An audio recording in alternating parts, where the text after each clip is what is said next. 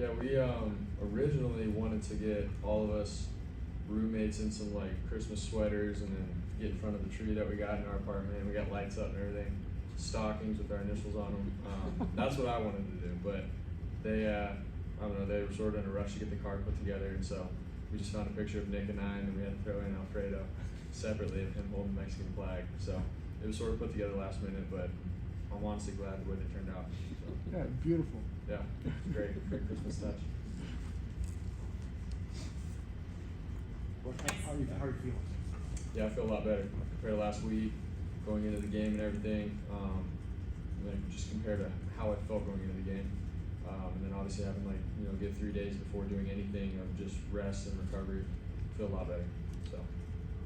Was there doubt that you were going to play in that game as you started to warm up, even in your mind? I mean, obviously, outwardly you're going to say you're going to play, but when you took the field to warm up, were you wondering? I knew that I was going to start out the game. I didn't know if I got hit or something happened, if things got worse with my oblique and whatnot, if I would have to come out of the game, that kind of thing. I knew that I was going to start the game and roll from there and just see how it felt, but there was never a question of if I was going to play or not. So. You didn't get. How much do you rely on your pocket presence and mobility to protect yourself in this situation? Yeah, I think it's nice to be able to use my legs a little bit, get out of the way in certain situations, and have a good feel of when the ball needs to get out, that kind of thing, rather than just being a statue and trying to go through my reads, but sort of being lucid in the pocket and getting the ball out to guys like Christian or George on checkdowns and whatnot. So I feel like that definitely helped me play throughout that game and play safe. So You didn't get hit times. You got hit a couple times. I assume that didn't feel great. Honestly, just the adrenaline and stuff that I had from the game, I was fine. Even sacks or taking a hit off the edge from safety, it wasn't as bad as I thought it was going to be. Just the blood was pumping. It was in the game mode, so those kind of hits were fine. So it was just after the game. The next day you feel a little sore from those kind of things, but that's like every game. So. It seemed like you saw significantly less blitzing than you did the previous 2 weeks. When you went back and watched film, how did you feel in terms of get through progressions, things like that, and you had a chance to sit down? Yeah, I feel like for the most part we did a solid job across the board. Making sure that I was able to go from one read to the next and get the ball off on time. So that was positive to see. But there's also a couple plays that we have out there, that I have out there personally, where I can do a better job of getting through, the entire progression. So those are things I can continue to chip away at practice in the meeting room. And Greasy, Kyle, all those guys, they're real with me. So they're like, man, you gotta get better in this area or that area. So I know I have a lot more room to grow. So. How would you describe Jimmy and Trey's contribution to you? I assume they're in the quarterback room with you, going over things. I mean, your skill set's a little bit different than Jimmy's, which is a little bit different than Trey's, and Kyle kind of tailors the offense to it. But how is it put together between the input you get from them? Yeah, I think everyone plays the game a little bit differently, but at the core, we're running the same offense with Kyle. His mindset in terms of the progressions and where we need to be and where the ball needs to go.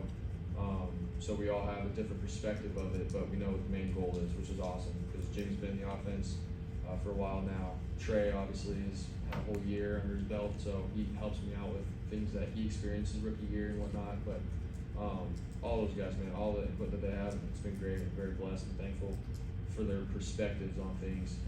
But at the end of the day, when you go out and get the snap, like you are your own player.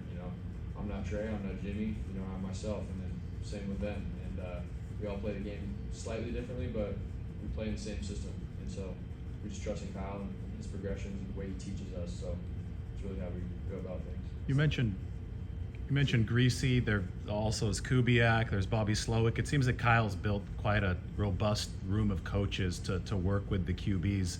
How well do they work together? And obviously 3 different starters this year. You and Jimmy have both been playing really well. How much do you kind of attribute that to the coaching room that Kyle's built for the quarterbacks? Yeah, I mean, honestly, it's the foundation that they have in terms of the system, the way they coach, the things that they believe, within the offense, man, that they don't waver in it. They stay true to themselves and they stay true to how they coach, and that's honestly helped all of us. Trey was doing great, you know, all throughout camp, and then the first couple of games, and then Jimmy came in, and then myself. So definitely a credit to those guys, man, in terms of, you know, preaching and coaching the same things. And honestly, they all help each other out with things. It's not just one guy in there preaching the same thing. They all get each other's, you know, opinion on things, and there's no ego. So all those guys, they want to win, and at the end of the day, you know, they do what's best for the team. So